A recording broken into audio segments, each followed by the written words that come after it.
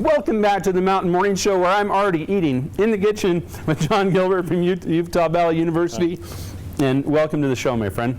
I appreciate it. What am I eating? We're making crepes today. Is that right? That's just breakfast for, cast iron breakfast. Wow, they are really, really good. Yeah. And I've got to ask you immediately, you do this outside all the time.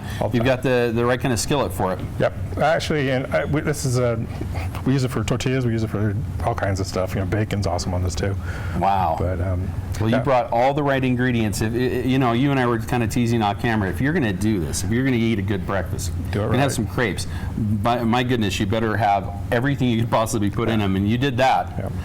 I think the only thing we missed was strawberries. Yeah, we've got raspberries, so that's an ideal substitute. Yeah. So tell me a little bit about what you do as an instructor down at UVU, and I mean, they teach Dutch oven cooking? Yeah, I actually teach 4 Dutch oven cooking classes. They're just taught in the backyard of our office, and we're at a house, and it's been converted to an office, and we just cook out in the backyard. Everybody comes and learns about all the different ways we can cook with Dutch oven. We have probably 10 different Dutch ovens that we use that are all different styles, so people can try out what the different tricks and tips and hints and things and different styles of Dutch oven cooking. Well, and there are some tricks, there are some hints, right? Right. Some things you need to know about seasoning the Dutch oven, how to care for it, and then of course how to cook on it. Right, indeed. And anybody actually right now, because what we're doing with our classes, anybody who takes all 4 of my classes right now, they'll get a free cookbook from the class. Otherwise, you have to go buy the cookbook, and if you take only one of the classes. But I actually, because of the Dutch oven cooking that I do, I actually get to go cook for our adventure classes. That is neat. Yeah. You go out with the adventure classes. Yeah, last week I was actually in Capitol Reef at the field station, and we had a photography class, and we were taking pictures of lightning with cameras and stuff. Really? Rex Allen Photography was the one that was teaching that.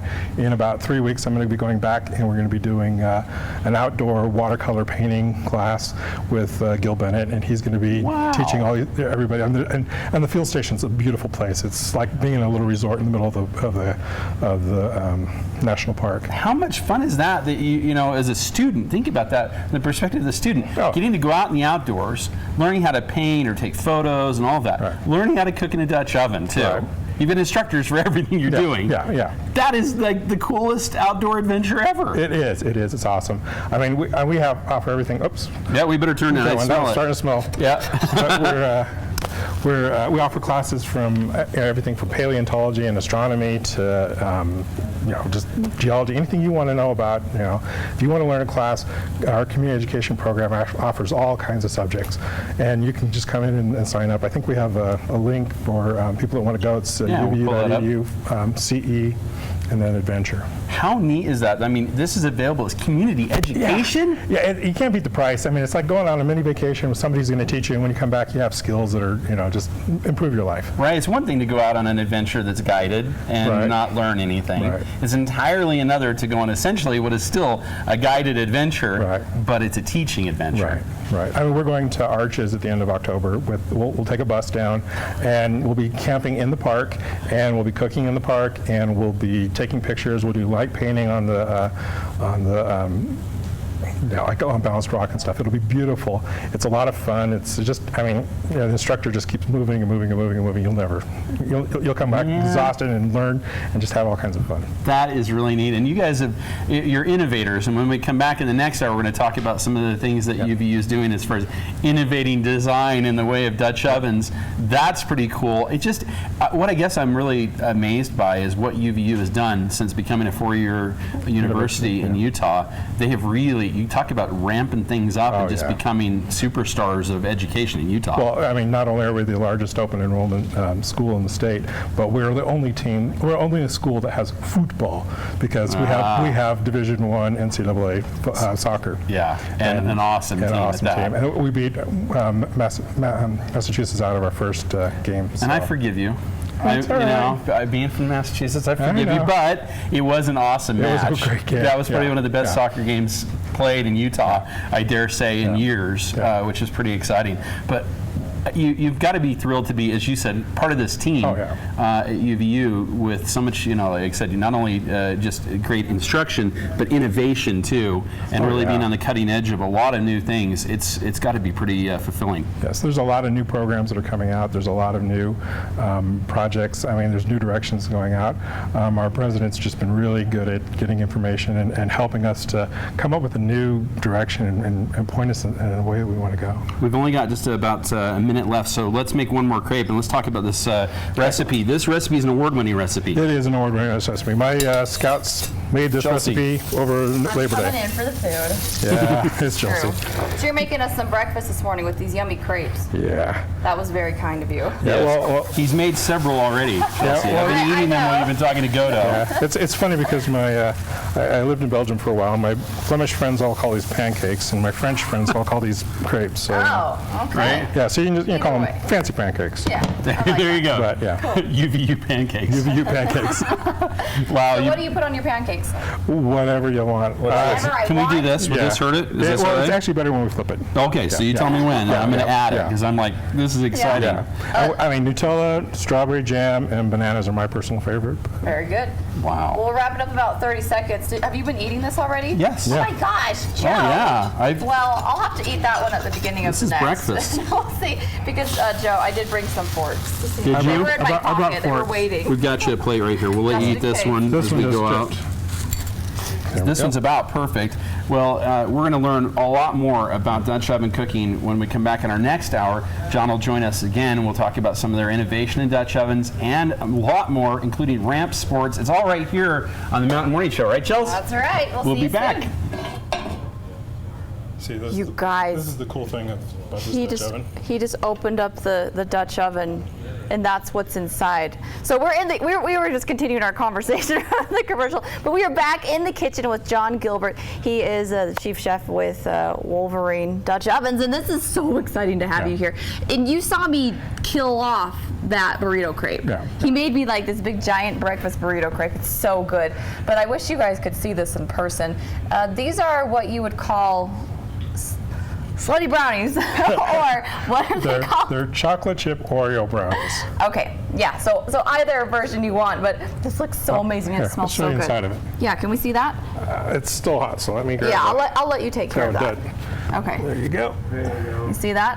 How's Oh, that you look? guys, that's amazing. You did that at a Dutch oven. How long did that take you? Oh, about half an hour. Yeah, and did you put that in when you got here? Yeah. That's amazing. Yeah. And it's a little colder outside, so it's Yeah. kind of hard to, judge how long it's going to cook. but- Oh, that looks just spectacular. And you have, oh wow. Well, that makes it so easy. Yeah, Do you need this? Oh, well, no, only if you want some. Oh, okay. Well, can we move this so Oh, we yeah. can see that? We're gonna do that. The brownie's falling. We have to make sure we preserve the brownie. Well, the point being, the brownie's falling everywhere. Okay, there we go. Ta-da! There you That go. made that really simple to clean up. Oh, yeah. I like that. Well, before we get into more of the brownie, tell me about your Dutch oven. This is a really awesome piece of equipment that you want. Well, what it is UVU was given a patent by a fellow by the name of Sheldon Hansen. He invented this Dutch oven, and the whole purpose was to make it so that you didn't have to buy one of these to take a lid off. Because, what do you do when your Dutch oven's rocket hot and you're trying to get Right. the lid off? So he came up with this idea of a removable handle on the Dutch oven, and then the handle also picks up the whole Dutch oven as well. That's great. So it's an all-in-one thing. You get it all in one. But because I teach Dutch oven classes at UVU, the director of the Technology Commercialization Office, Right. he decided to see if I could take this patent and turn it into an actual business. And so we have our first batch of them are coming from manufacturers. We should have them by the end of the month, and we'll start selling them to people. And it's Good news. it's a Utah business. It's going to be running Dutch ovens because what's more Utah than Dutch ovens? Oh, completely. Yeah, we need to have more of this, I think, for sure. So that's so impressive, Yeah, what you guys are doing. It's got a lot of fun. It's a new product. I mean, there's all kinds of products that they have, that UVU has, that they're trying to develop and put out into the market. Very neat. Well, we were talking earlier about your really cool job at UVU, how you get to go to these awesome places and cook yummy food. I mean, it doesn't really get much better than that. No, Where's one of the funnest places you've been to? I like arches. It's a lot of fun. It's the longest 48 hours of my life because we're doing painting at night. We're we're doing pictures during the day. We're doing. I mean, it's just you're all day. You leave at 5 in the morning. You get back at midnight. And you do this with community education. That's right. The instructor is Brian Niven, and he's a award-winning photographer, and he's just got so much energy, and he just keeps going and going and going and going and going, and it just feeds off everybody in the class, and it just keeps going. And they bring you in to do the yummy stuff. Dutch oven, yeah. I would guess you are the favorite person there. Well, Maybe just a little bit. That's wonderful. And last note on the Dutch ovens. So what are these made of? And in They're terms made of out weight? of cast iron. Okay. So This is cast iron. This one is actually an aluminum one, and it weighs about a third the weight. We're actually doing prototypes for this to be in aluminum in the future, because we know a lot of people like to go horseback riding, and you don't want something really heavy for your horse, so you get something a little bit lighter. And remind us cleaning. Obviously, you did this the right way, where you have the paper on it. But if you don't have that, what do? You just scrape all the food out. You just scrape it after you've eaten it. Yeah, and then you wash it with soap and water. With soap and water, that's it. I actually washed this Dutch oven that we cooked in this morning, just because there was a little couple pieces in there. I washed it out, scrubbed out soap and water, put a little oil on it, and it's done. And then you're good? Yeah, actually, we've never actually seasoned one of these Dutch ovens because we just wiped it with oil, put it into use, and as it's been used over time, it just gets darker and darker, gains the patina and then a nonstick finish on it. And that's kind of how that works with the... Yeah, I break the rules when it comes to Dutch oven cooking. I'm learning new things every day, but that kind of... I get people that tell me you can only have certain kinds of oil or certain kinds of things in it, and I'm like, I'll spray Pam on my Dutch oven if I need to. There you go. Whatever works to make the food taste good. Very good. Well, this clearly is calling my name. I can smell this. And can I have a bite now? Oh yeah, sure. Okay. Yeah. We have plenty of them. Would you like more raw or cooked? Either. I know. Oh yeah. Do you like? I'm the side brownies type person. Yeah. Well, I know folks that like the gooey side more too. Got the little bit of the gooey. Yeah, oh, that's good. I can see some of the Oreo in there. Some of the gooey. Remind me what's. Oh, we'll get some gooey too. Yeah, so you have your choice. Is this all mine? It's all yours. I mean, I'm leaving it with you, Chelsea. She's like, here you go, Chelsea. I'm letting you share it if you want. What are you saying about share? I don't. Yeah, share. Joe is gone, so we'll just leave this to me. Just kidding. This is cookie dough on the bottom, Oreos in the middle, double stuffed Oreos, and then just your regular old brownie mix. The thing about Dutch ovens, a 12-inch Dutch oven, volume-wise, is the same as a 9x13 pan. So anytime you see a recipe that says you can cook this in a 9x13 pan, 12-inch, think that 12-inch Dutch oven. Go away, Joe. Go away. We got it. There's enough. Don't worry. Yeah. Gotta get a little bit more. That was a really good moment, Joe, when I just tried this. I was very impressed. This is pretty awesome. I like this how has got Oreo in it. He gave you a little piece, and I'm like stacked. Yeah. He's like, there you go, Chelsea. You deserve more. Wow. All right. I'm just kidding. Good stuff, huh? But no, really go. I'm just kidding. Wow. Okay. Yep. I'm just very kidding. warm. Joe and I know a thing or two about tasty desserts, and this is a pretty awesome one, isn't it? What's your favorite part? Because he said there's Oreo. just the yeah. So this is delicious. Yeah, I this is terrific. What other types of desserts can you make? Yeah. We like some, Anything. You name it. You can. I made a flan in there, fruit flan or a custard in a Dutch oven. What? Really? Yeah. You just have to put a pan upside down underneath it, and then you put a little water in the bottom of the Dutch oven, and it just steams it just like normal. Can you believe that? Yeah. You can do just about anything you can do in a normal oven. You can cook in one of these.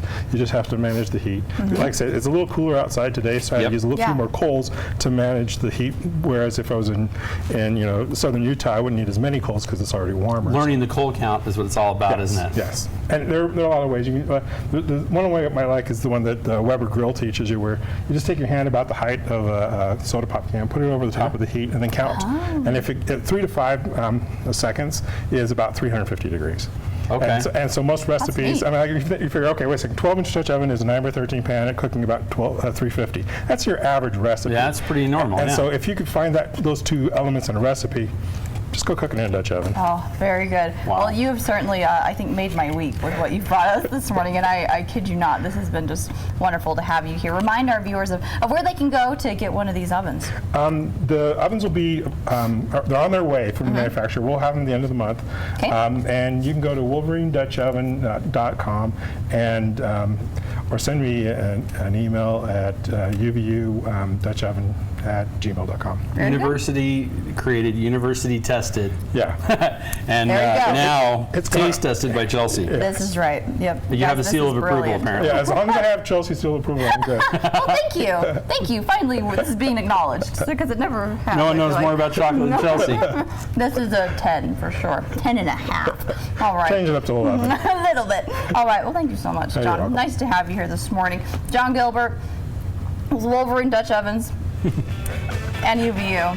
We're going to go to break so I can finish this because Joe's doing an interview with Mike next, so I Mike can't finish it. Gilkenstein's going to be here from Ramp. We're going to be talking about Bamboozled. Yeah, talk about creating some cool stuff. Maybe we'll, I don't know, we can probably come up with another cool device for Dutch oven cooking Ooh. made out of ski parts. Maybe. We never know. I don't know. That and more up next.